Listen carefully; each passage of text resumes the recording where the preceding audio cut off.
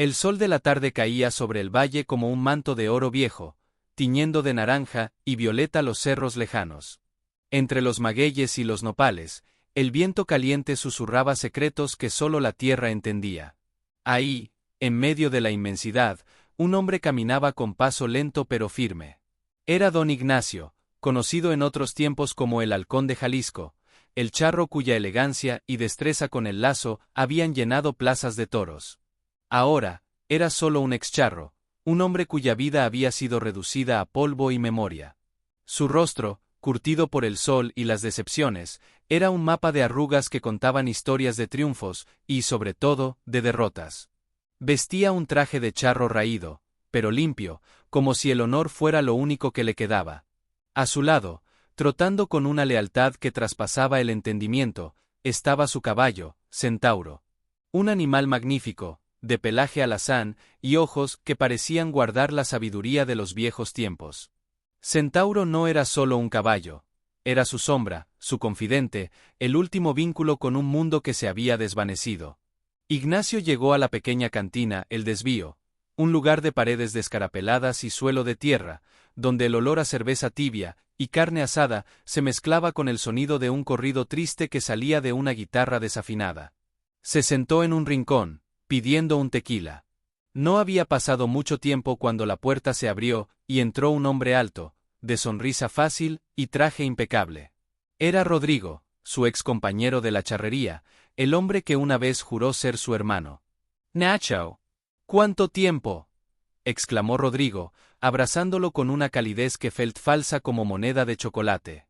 Ignacio asintió con la cabeza, bebiendo su trago. «¿Qué te trae por aquí, Rodrigo? Pensé que estabas en la capital, con tus negocios». Rodrigo se sentó, su sonrisa se desvaneció un poco. «Venía a verte, viejo amigo. He oído que las cosas no te van bien. Que perdiste tu pequeña parcela por deudas». Ignacio apretó la jarra. Era verdad. La humillación de perder su tierra, el lugar donde había criado a su familia antes de que la tragedia los separara, era una herida abierta. «Pero tengo una oportunidad para ti», continuó Rodrigo, bajando la voz. «Sabes que la hacienda La Soledad, esa ruina en el monte, lleva años abandonada. Pertenecía a la familia Mendoza. El último heredero, un viejo tío, acaba de morir. Resulta que, por algún enredo legal, tú apareces como posible heredero. Es un cascarón, Ignacio, lleno de maleza y malos recuerdos. Pero si firmas estos papeles, yo me encargo de la venta. Te daré una parte, suficiente para que vivas tranquilo. Es tu salida». Ignacio miró a Rodrigo, luego a sus manos callosas. Recordó a los Mendoza, una familia poderosa que siempre lo había tratado con desdén. ¿Por qué él sería heredero? Centauro, que esperaba atado fuera, relinchó fuerte, como si advirtiera de algo. Pero Ignacio, en su desesperación, solo vio una oportunidad. «Trato hecho», dijo, tomando la pluma que Rodrigo le ofrecía.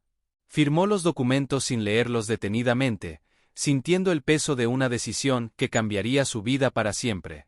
Rodrigo se fue con una sonrisa triunfante, dejando a Ignacio con una copia de los papeles y una sensación de vacío. Al salir de la cantina, Ignacio se acercó a Centauro. El caballo no se frotó contra su mano como solía hacerlo. En cambio, lo miró fijamente, con sus grandes ojos oscuros, y resopló, sacudiendo la cabeza. «¿Qué pasa, viejo amigo? ¿Tú también crees que hice mal?», murmuró Ignacio, acariciando su cuello. Pero Centauro giró, y comenzó a caminar hacia el camino que llevaba a las afueras del pueblo, en dirección a La Soledad.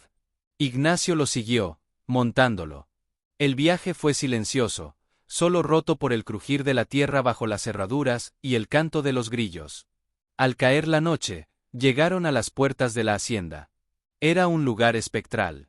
La casa principal, alguna vez blanca y orgullosa, estaba semiderruida, con ventanas rotas como cuencas vacías. El corral estaba podrido, y el viento silbaba a través de las vigas expuestas. Era la herencia prometida, ruinas y silencio. Ignacio desmontó, sintiendo el peso del fracaso. Entró en la casa, iluminando con una linterna. Polvo, telarañas y muebles destrozados. No había nada de valor. Solo un lugar que olía a abandono y tristeza. Se sentó en una silla rota, preguntándose qué había hecho. De repente, Centauro, que había entrado tras él, se puso nervioso. Pateó el suelo de madera podrida de una habitación contigua y relinchó, insistiendo. Ignacio, curioso, se acercó. ¿Qué hay ahí, muchacho? Centauro rascó el piso con su casco, señalando una tabla suelta. Ignacio se agachó, y con esfuerzo, la levantó. Debajo, no había tierra, sino una pequeña cavidad oscura. Al extender la mano, sus dedos tocaron algo frío y metálico. Lo tomó y lo llevó a la luz. Era una vieja medalla de plata, oxidada, con la imagen de un caballo encabritado y una inscripción apenas legible. A nuestro guardián, 1978. Ignacio no entendía. ¿Guardián de qué? Centauro se acercó y olfateó la medalla, luego miró a Ignacio fijamente, como si tratara de transmitirle un mensaje urgente. En ese momento, un ruido proveniente del exterior lo sobresaltó. Algo o alguien más estaba en la hacienda. Ignacio apagó la linterna y se agachó, con el corazón latiendo fuerte. Centauro se puso en guardia, sus orejas alerta hacia la oscuridad. Alguien estaba ahí fuera, observándolos. La noche en la soledad era pesada, cargada con el eco de un pasado que se negaba a morir. Ignacio, agazapado en la oscuridad, escuchaba. Los pasos eran cautelosos, crujiendo la gravilla del patio interior. Centauro, inmóvil a su lado, tensaba sus músculos, listo para proteger a su amo. Una sombra se recortó contra el marco de la puerta destrozada. Era delgada, encorvada. Don Ignacio, susurró una voz anciana y quebrada. ¿Es usted? Ignacio, con el corazón aún en la garganta, encendió la linterna, iluminando el rostro arrugado de una mujer muy vieja, vestida con ropas humildes. Soy Ignacio. ¿Y usted quién es? ¿Qué hace aquí? La mujer entró, sus ojos claros brillaron con lágrimas. Soy Dona Carmen, sirvienta de los Mendoza, la última. He cuidado este lugar, esperando.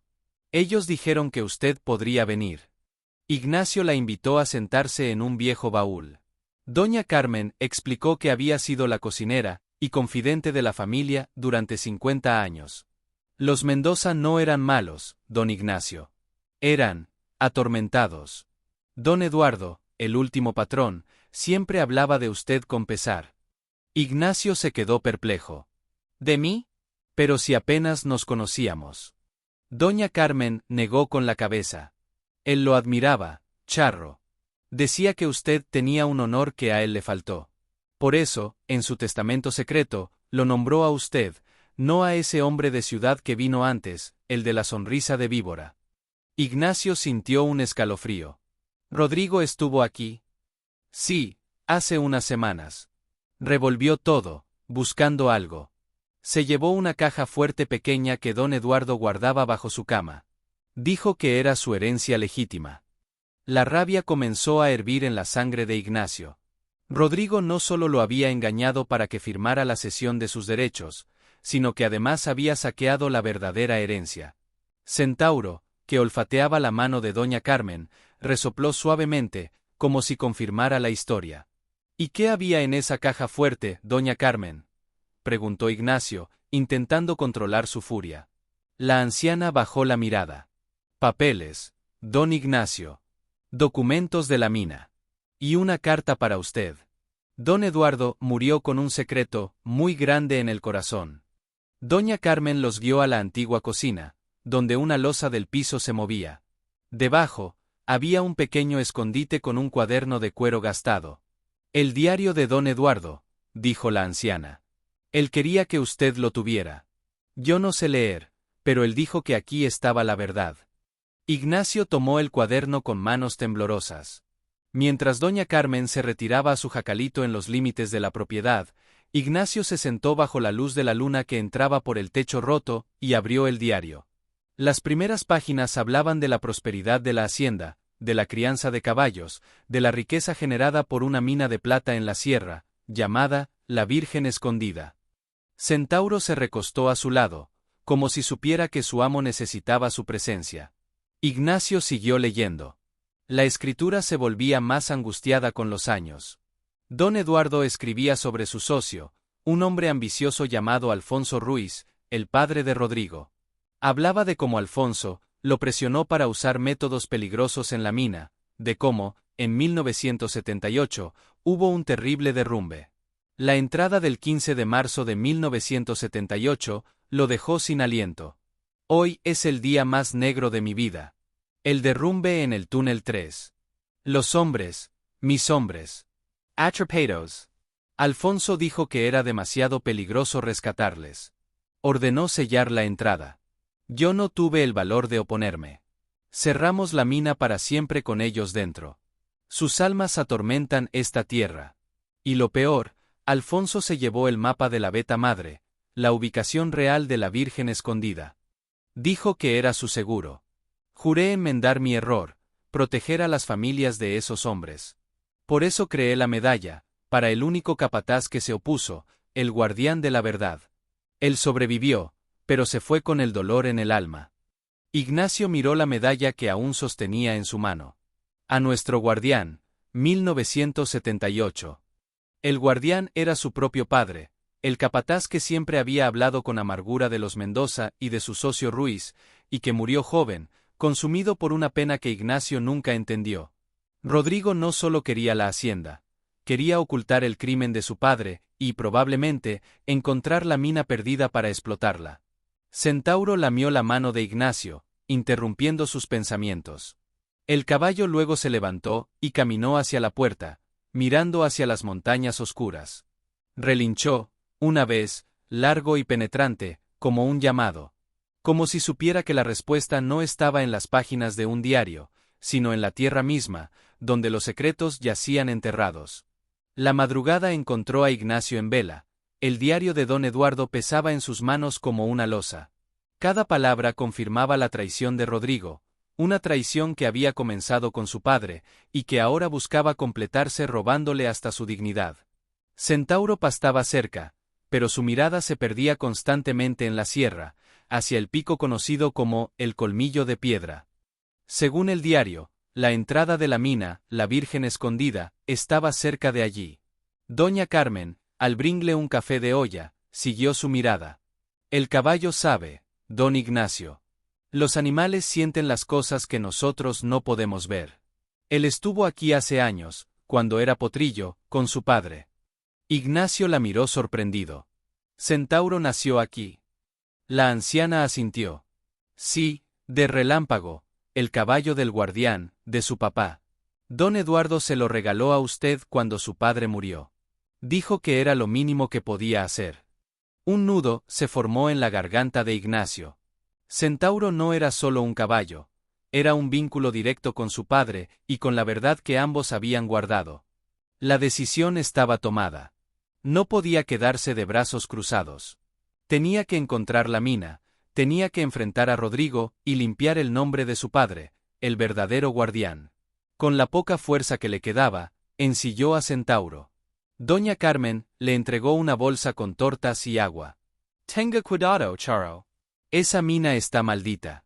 Y Rodrigo no es un hombre que se rinda fácilmente. Él también debe estar buscándola. Ignacio montó en Centauro. El animal, como si hubiera estado esperando ese momento, partió con una determinación feroz hacia el monte. El camino era escarpado, lleno de chaparrales y piedras sueltas. El sol comenzaba a calentar, y el aire olía a tomillo y tierra seca. Centauro avanzaba con una seguridad pasmosa, eligiendo siempre el sendero menos visible, como si recordara un camino recorrido en su juventud. Ignacio se dejaba guiar, confiando en el instinto de su compañero. Era el alumno y el caballo, el maestro. Después de horas de viaje, llegaron a un arroyo seco. Centauro se detuvo bruscamente, olfateando el aire. Sus orejas se orientaron hacia el este, y un profundo resoplido escapó de sus hollares. Ignacio desmontó. No veía nada inusual, solo más monte. Pero Centauro se negaba a avanzar. En cambio, se dirigió hacia un grupo de grandes rocas cubiertas de enredaderas. Comenzó a patear el suelo, y a rascar una de las piedras con su casco.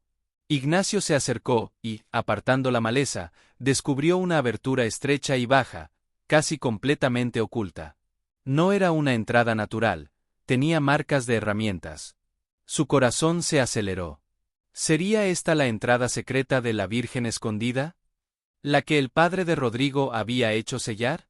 Se agachó para entrar, pero Centauro lo tomó suavemente de la manga de la camisa, tirándolo hacia atrás. Relinchó, alarmado. Ignacio retrocedió. Tienes razón, muchacho. No sabemos qué hay ahí dentro. Decidió esperar y observar primero.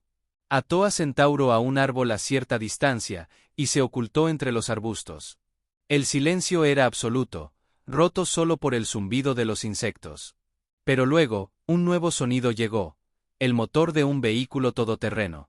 Ignacio contuvo la respiración. Un jeep polvoriento se detuvo a unos 100 metros de la entrada oculta.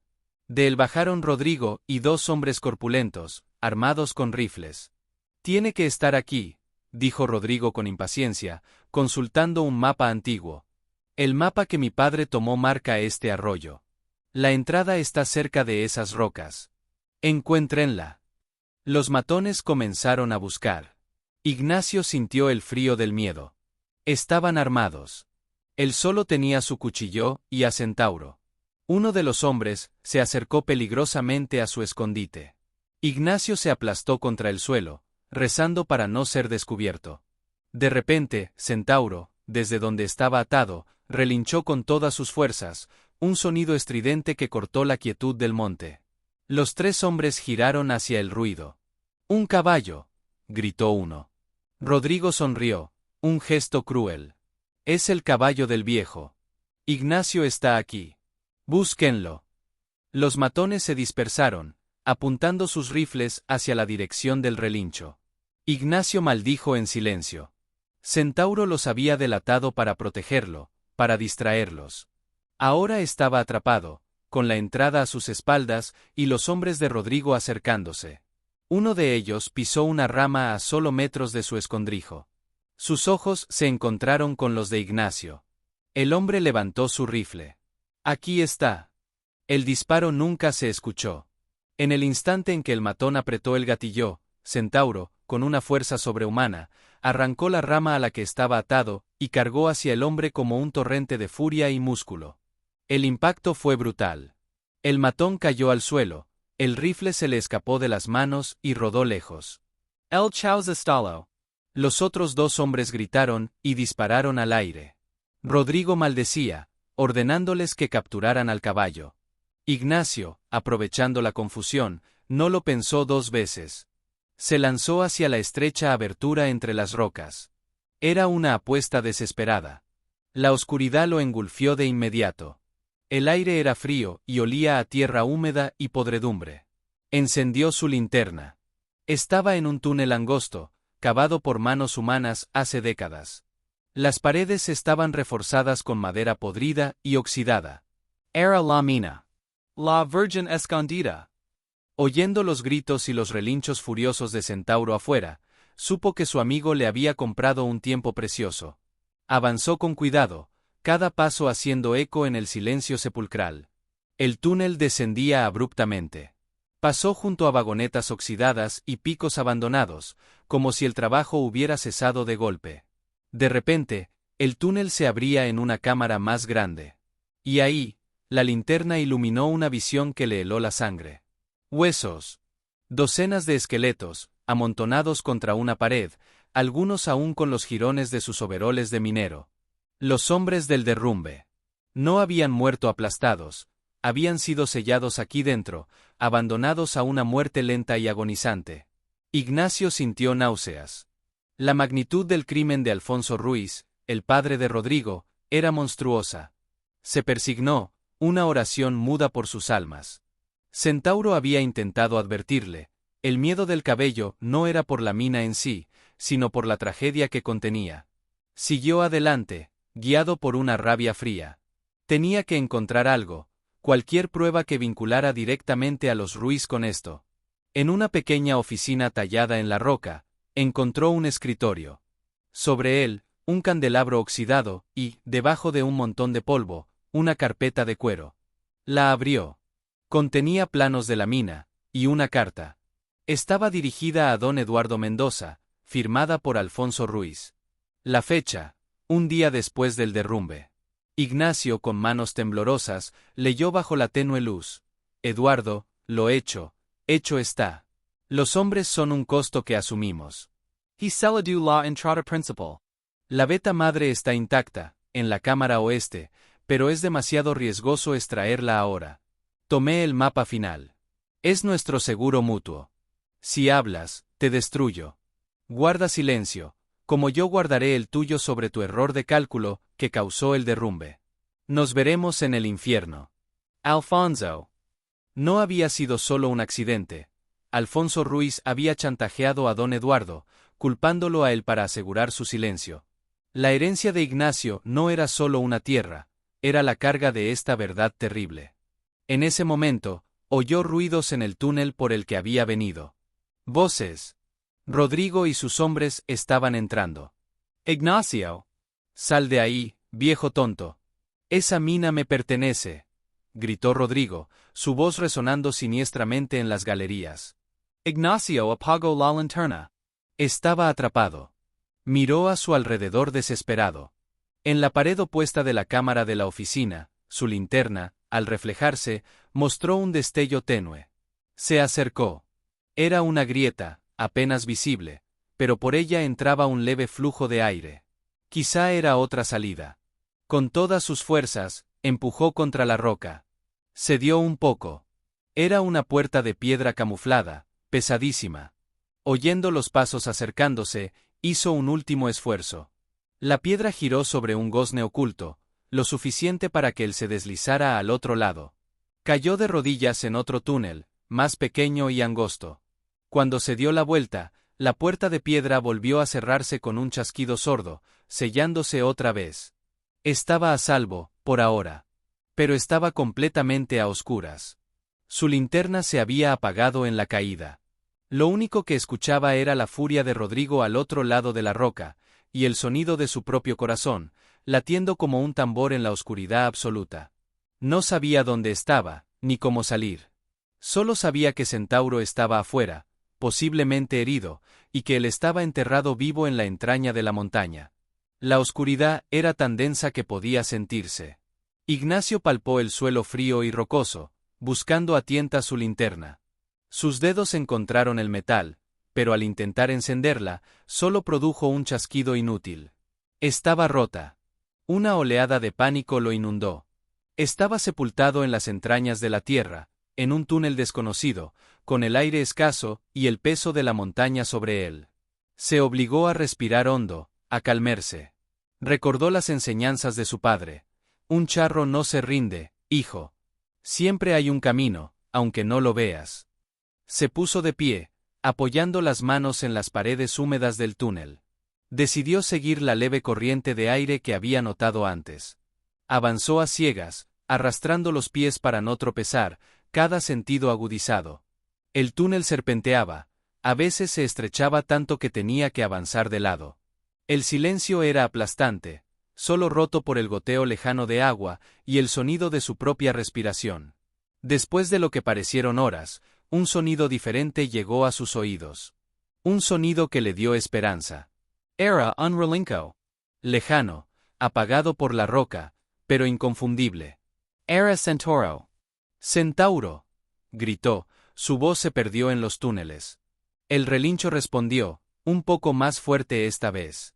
Parecía venir de arriba. Ignacio alzó la mirada hacia la oscuridad. Tal vez había un pozo de aire, una grieta que conectaba con la superficie. El caballo lo estaba guiando. Siguió el sonido, tropezando y cayendo, sus manos y rodillas sangraban, pero la esperanza lo mantenía en pie. El relincho era su faro en la negrura. Finalmente, un tenue haz de luz filtró desde arriba. Era un agujero en el techo del túnel, a varios metros de altura. La luz del día, aunque débil, era lo más hermoso que había visto.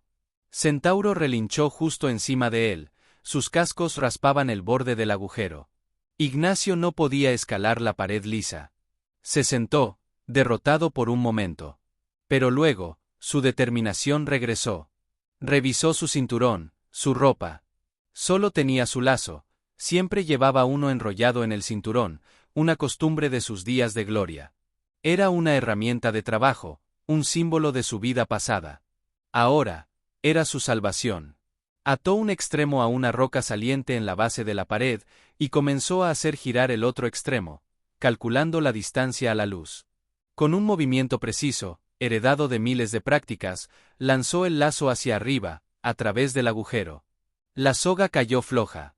Falló. Lo intentó de nuevo. Y otra vez. En su cuarto intento, el lazo se tensó. Se había enganchado de algo sólido en la superficie. Tiró con fuerza, probando la resistencia. Aguantaba. Con un esfuerzo sobrehumano, comenzó a escalar la pared, usando el lazo y buscando apoyos con los pies. La fuerza en sus brazos, aunque menguada por los años, respondió. Subió metro a metro, hacia la luz, hacia el sonido de Centauro, que relinchaba con ansia. Cuando su cabeza asomó por el agujero, jadeando, vio que el lazo estaba enganchado en la base de un robusto mezquite.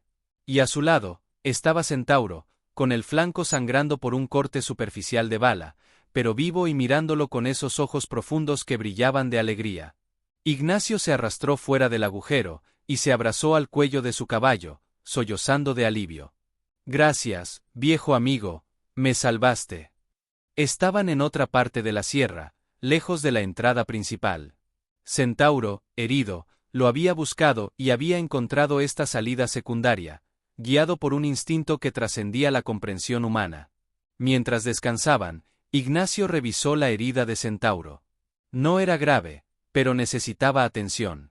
Y él tenía las pruebas, la carta de Alfonso Ruiz y los planos, que había guardado en su bolsa. Sabía la verdad completa ahora.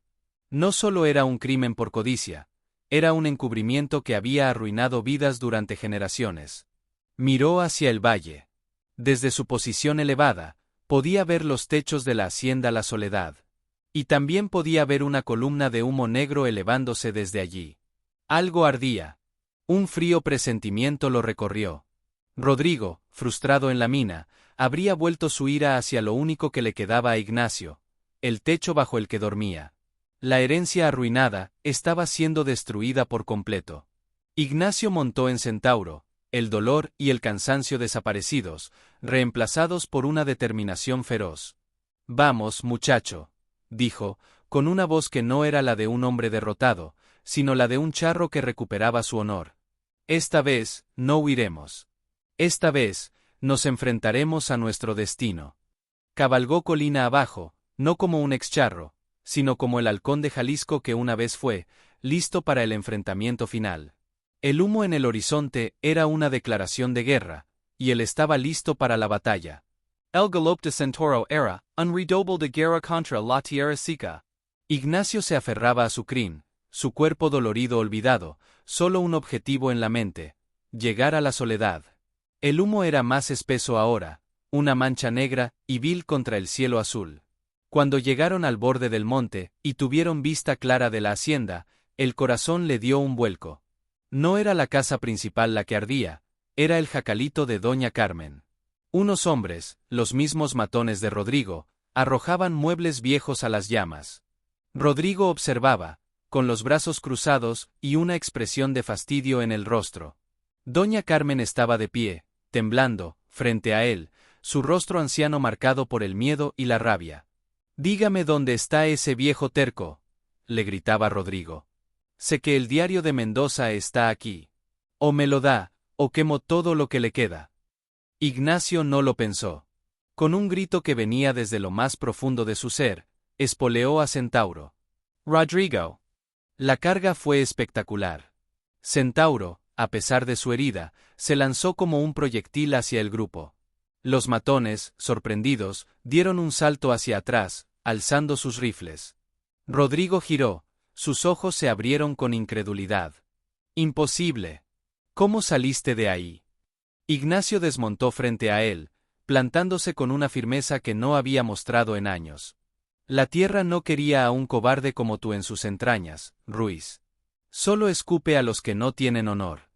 Mostró la carta arrugada que había encontrado en la mina. «Aquí está todo». La confesión de tu padre. Sabía que el derrumbe no fue accidente, que él selló la mina con hombres vivos dentro. Y tú lo sabías también. Por eso querías la hacienda, para asegurarte de que este secreto nunca saliera a la luz y poder buscar la beta madre para ti solo. Rodrigo palideció, pero su arrogancia rápidamente volvió. ¿Y qué? ¿Crees que a alguien le importará un papel viejo? Son las palabras de un muerto contra las mías. Sonrió, un gesto despreciable. Tú firmaste la cesión de derechos, Ignacio. Esta tierra es mía legalmente. Tú eres un intruso. Y los intrusos se enfrentan a las consecuencias. Hizo una seña a sus hombres. Los dos matones levantaron sus rifles, apuntando a Ignacio. Doña Carmen gritó. Centauro se puso nervioso, piafando el suelo. Ignacio se sintió acorralado. La ley, corrompida por Rodrigo, estaba de su lado. La fuerza física, también. Parecía el final. Pero entonces, un nuevo sonido llenó el aire.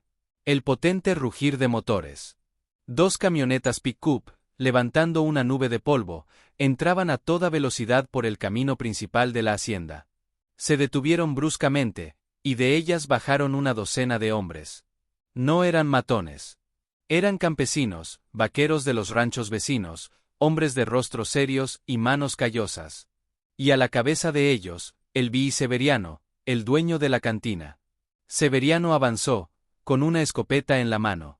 Nos enteramos del humo, Ignacio. Doña Carmen mandó a su nieto a avisarnos. Parece que tienes un problema de plagas aquí. Los hombres se desplegaron, rodeando a Rodrigo y sus secuaces.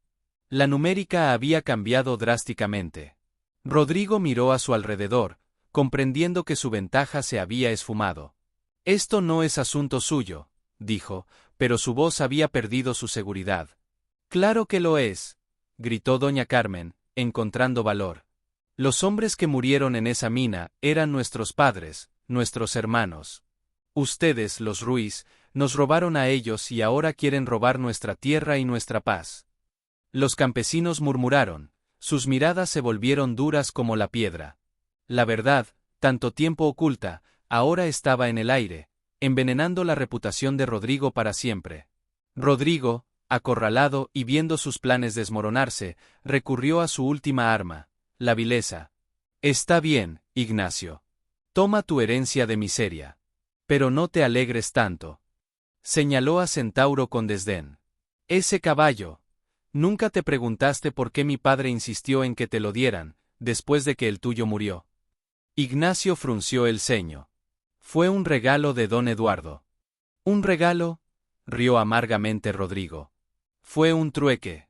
Mi padre le dio ese potrillo a Eduardo para que te lo diera, para asegurar su silencio.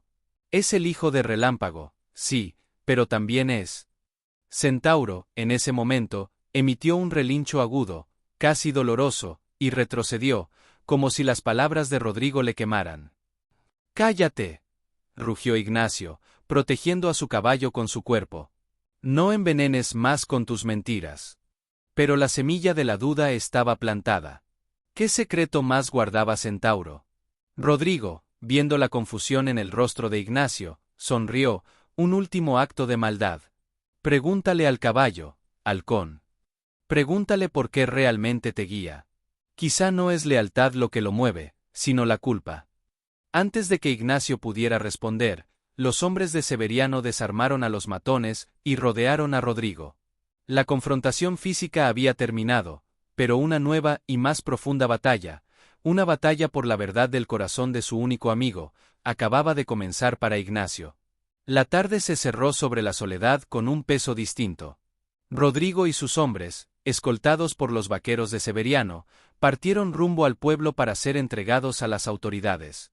La ley, con las pruebas de la carta y el testimonio de doña Carmen y los planos, finalmente haría su trabajo. Pero para Ignacio, la victoria se sentía hueca. Las palabras de Rodrigo resonaban en su mente como un mal eco. Pregúntale al caballo. Quizá no es lealtad lo que lo mueve, sino la culpa. Centauro estaba cerca, bebiendo agua de un abrevadero que los vecinos habían ayudado a reparar. Su herida había sido limpiada y vendada. Parecía tranquilo, pero Ignacio notaba una tensión en su cuerpo, una tristeza en sus ojos que no había visto antes. Ignacio se sentó en los escalones de la casa principal, el diario de don Eduardo en una mano, la medalla del guardián en la otra. Doña Carmen se acercó, y se sentó a su lado en silencio. Él no miente, doña Carmen, murmuró Ignacio, sin levantar la vista. Rodrigo es un maldito, pero sobre eso, no miente. ¿Qué sabía su padre? ¿Qué sabe Centauro? La anciana suspiró, jugando con el borde de su rebozo. Don Eduardo nunca me contó todo, charro. Pero sí sé que el día que su padre, el guardián, murió, fue aquí, en la hacienda. Vino a confrontar a don Eduardo, y Alfonso Ruiz. Hubo una pelea muy fuerte. Su padre se fue furioso, y al día siguiente lo encontraron muerto en el monte. Dijeron que fue un accidente, que su caballo se espantó, y lo arrojó contra unas rocas. Ignacio recordó ese día con dolor. Tenía 15 años. La noticia le partió el alma. Relámpago, el caballo de su padre, regresó solo al rancho, cubierto de sudor y agitación. Y Centauro, continuó doña Carmen, era un potrillo entonces, recién destetado. Alfonso Ruiz lo trajo personalmente, y se lo dio a don Eduardo. Dijo que era un gesto de paz, para compensar la pérdida. Que era el hijo de Relámpago. Don Eduardo, lleno de remordimientos, se lo dio a usted. Una conexión terrible comenzó a formarse en la mente de Ignacio. La pelea. La muerte accidental de su padre. La insistencia de Ruiz en darle el potrillo. Centauro lo guió a la mina, a la verdad del derrumbe, pero ¿y la verdad sobre su padre? Esa noche, Ignacio no pudo dormir. Se quedó en el corral, sentado en un montón de heno, mirando a Centauro. El caballo no dormía tampoco. Lo observaba desde el otro lado del corral, su silueta plateada por la luna. ¿Qué pasó, muchacho?, le susurró Ignacio, su voz cargada de una emoción que no podía contener. Tú estabas ahí, ¿verdad? Con tu padre, Relámpago. ¿Qué viste? Centauro bajó la cabeza, como si la pregunta le causara dolor. Luego, lentamente, se acercó. No con la energía de siempre, sino con una pesadez solemne. Se detuvo frente a Ignacio y extendió su cabeza, apoyando su frente contra el pecho del hombre. Ignacio pudo sentir el calor de su cuerpo, y un temblor casi imperceptible que lo recorría. Cerrando los ojos, Ignacio abrazó el cuello del caballo. Y en ese contacto, en el silencio compartido, no con palabras, sino con una abrumadora oleada de imágenes y sensaciones que inundaron su mente, lo entendió todo. No fue una visión clara, sino un torrente de emociones. El miedo feroz de Relámpago, el caballo de su padre, la furia en la voz de Alfonso Ruiz, una discusión violenta junto a un barranco, un grito, y luego, el pánico cegador de Relámpago, que hizo que se encabritara y arrojara a su jinete no por accidente, sino porque Alfonso Ruiz, en su rabia, había golpeado al animal en la cabeza con una piedra, desorientándolo y causando la caída mortal de su padre. No fue un accidente. Fue un asesinato disfrazado. Y Centauro, el potrillo, lo había presenciado todo desde la arboleda cercana. Ignacio abrió los ojos, las lágrimas surcando su rostro polvoriento. No era culpa de Centauro. Era su carga. Era el testigo silencioso de un crimen aún mayor. El caballo no lo guiaba por lealtad a los Mendoza, o por deseo de riquezas. Lo guiaba por una lealtad inquebrantable a la memoria de su propio padre, Relámpago, y a Ignacio, el hijo del hombre al que no pudo salvar. Lo guiaba para enmendar lo que no se pudo enmendar, para revelar la verdad completa y liberar a ambas familias, la de Ignacio y la suya propia, de la mentira que los había encadenado por décadas. Ignacio apretó más fuerte a Centauro, hundiendo su rostro en su crin. Lo siento, viejo amigo. Lo siento mucho. No era tu culpa. Nunca fue tu culpa.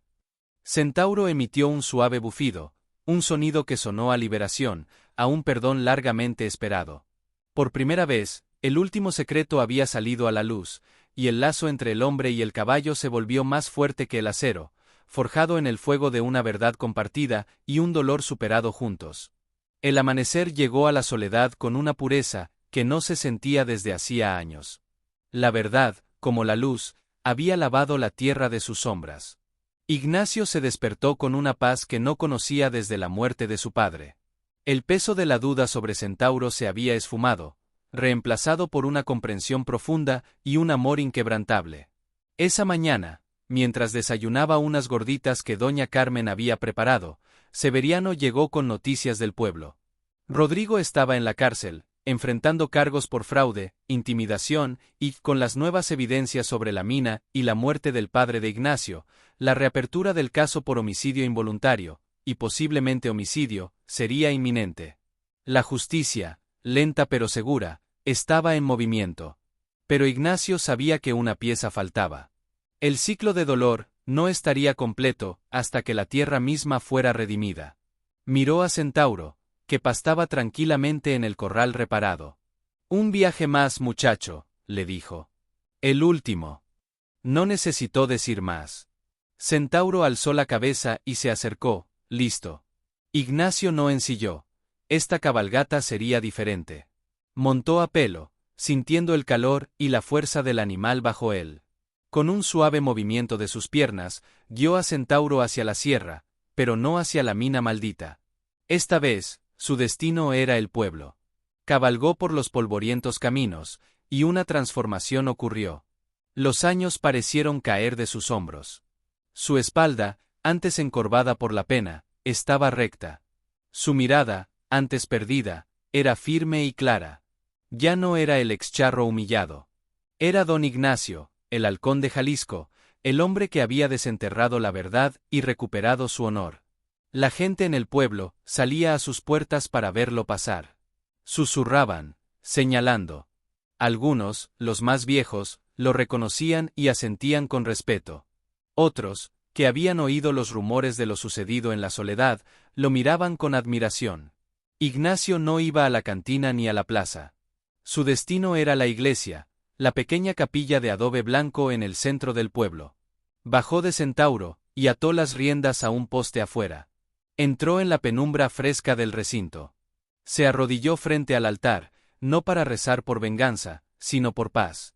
Por las almas de los mineros fallecidos, por su padre, y por él mismo. Cuando salió, el padre Esteban lo esperaba en la puerta. Don Ignacio, he oído. Son noticias terribles y a la vez, liberadoras. La verdad duele, pero también sana. Ignacio asintió. Sí, padre. Y ahora, hay que hacer lo correcto hasta el final. Su siguiente parada fue la oficina del notario público, el mismo que había avalado los documentos que Rodrigo le hizo firmar. Con la evidencia de la carta, el diario y los testimonios, el contrato fue anulado de inmediato. La hacienda La Soledad era legalmente suya otra vez. Pero Ignacio no quería quedársela para él solo. Reunió a las familias de los mineros fallecidos, cuyos nombres había encontrado en una lista en el diario de don Eduardo. Muchos de ellos eran los mismos campesinos que lo habían ayudado. En el patio de la hacienda, frente a todos, hizo un anuncio. Esta tierra fue regada con la sangre y el sudor de sus seres queridos. No me pertenece solo a mí. A partir de hoy, La Soledad será una cooperativa. Reconstruiremos la casa, criaremos ganado, trabajaremos la tierra juntos. El fruto de este trabajo será para todos, para que nunca más una familia de este pueblo sufra la injusticia que sufrieron nuestros padres. Un silencio se hizo, seguido de un estallido de aplausos y lágrimas de gratitud. La humillación inicial se había transformado en una redención colectiva. Al caer la noche, Ignacio se sentó en el porche de la casa, viendo cómo las luces de las lámparas de aceite se encendían en los jacalitos de los trabajadores. La hacienda, por primera vez en décadas, volvía a tener vida.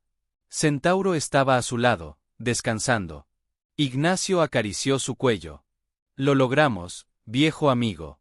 Estamos en casa. El caballo giró su cabeza y lo miró. En sus ojos oscuros, Ignacio ya no vio el dolor o el secreto. Vio paz. Vio la quietud de un deber cumplido. La última cabalgata no había sido para la venganza, sino para la restauración.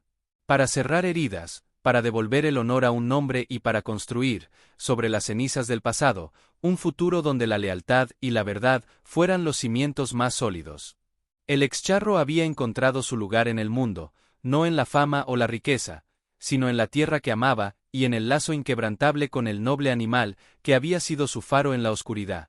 Los meses pasaron, y la soledad floreció.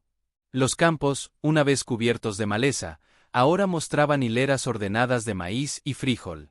El corral, reconstruido con madera nueva, albergaba un pequeño rebaño de vacas y los caballos de los vaqueros. La casa principal no era un palacio, pero su estructura estaba sólida, su techo reparado, y sus paredes blancas brillaban de nuevo bajo el sol. Era un hogar, no para un hombre solo, sino para una comunidad. Ignacio, a quien todos llamaban ahora Don Nacho con cariño, supervisaba los trabajos. Su rostro había perdido las arrugas de la preocupación, ganando otras, más suaves, de satisfacción. Centauro era el rey indiscutible de la hacienda. Los niños del pueblo venían a darle zanahorias, y él los aceptaba con la dignidad de un anciano sabio. Su herida había sanado, dejando solo una cicatriz blanca como recordatorio de la batalla que habían librado. Una noche, durante las fiestas patrias, la comunidad organizó una gran celebración en el patio de la hacienda. Se asó un borrego, sonaba la música de un mariachi contratado, y las parejas bailaban en la tierra apisonada. El olor a barbacoa y a flores de cempasúchil llenaba el aire. Ignacio, con una guayabera limpia y una sonrisa tranquila, observaba la escena desde una silla, saboreando un tequila. Doña Carmen, a su lado, tejía un zarape. «Mire, don Nacho», dijo ella, señalando hacia el corral. «Mira Centauro». Ignacio volvió la mirada. Centauro no estaba en su puesto habitual. Se había acercado a la cerca del corral y observaba la fiesta, pero no a la gente. Su mirada estaba fija en un punto vacío, en el claro de luna entre la casa y el granero. Sus orejas estaban erguidas, y su cuerpo parecía relajado, pero alerta. De repente, hizo un movimiento suave con la cabeza, como asintiendo, y emitió un suave y melodioso relincho, uno que Ignacio nunca le había oído antes. Sonaba a saludo, a reconocimiento. En ese momento, una ráfaga de viento cálido giró alrededor del patio, haciendo sonar las guirnaldas de papel y llevándose el humo de la barbacoa. Para los demás, era solo el viento. Pero para Ignacio, que no apartaba la vista de Centauro, sintió algo más. Una presencia. No era amenazante, sino pacífica, solemne. Vio, o quizás solo imaginó, las siluetas tenues y translúcidas de hombres con overoles, sombreros en mano, observando la fiesta desde la penumbra. Y entre ellos, una figura más alta, con el porte de un charro, con un sombrero ancho que ocultaba su rostro, pero cuya postura le resultó inquietantemente familiar. Su padre. El guardián.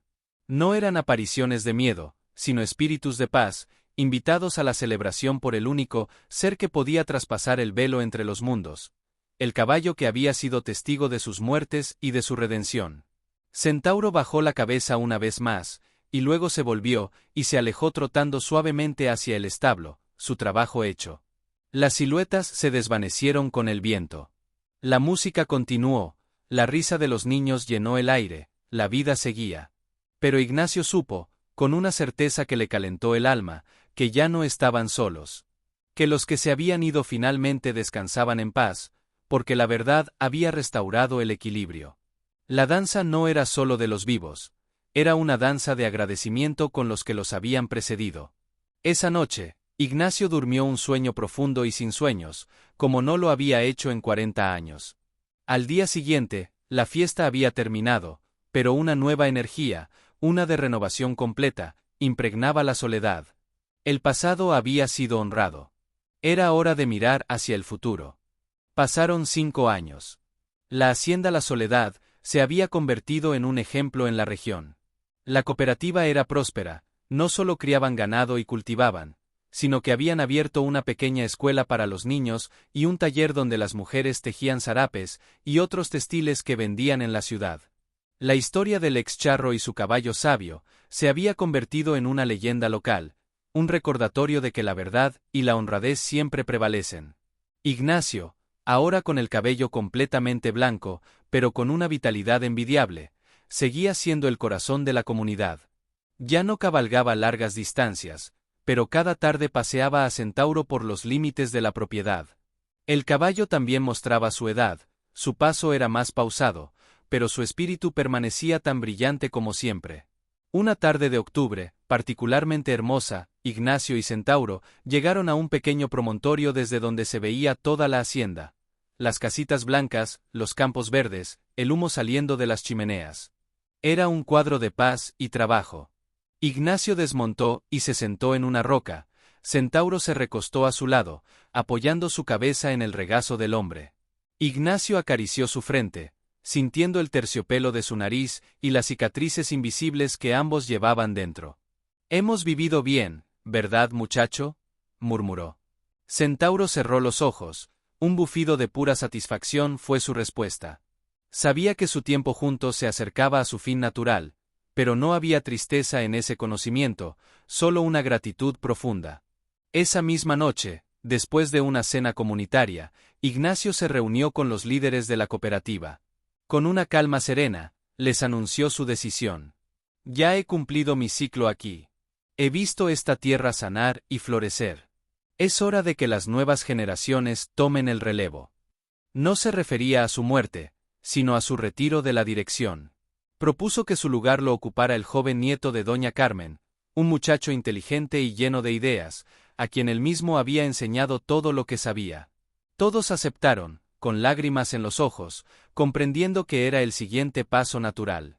Ignacio no se iba, se convertía en el sabio consejero, el abuelo de todos. A la mañana siguiente, muy temprano, Ignacio llevó a Centauro a su lugar favorito, el promontorio.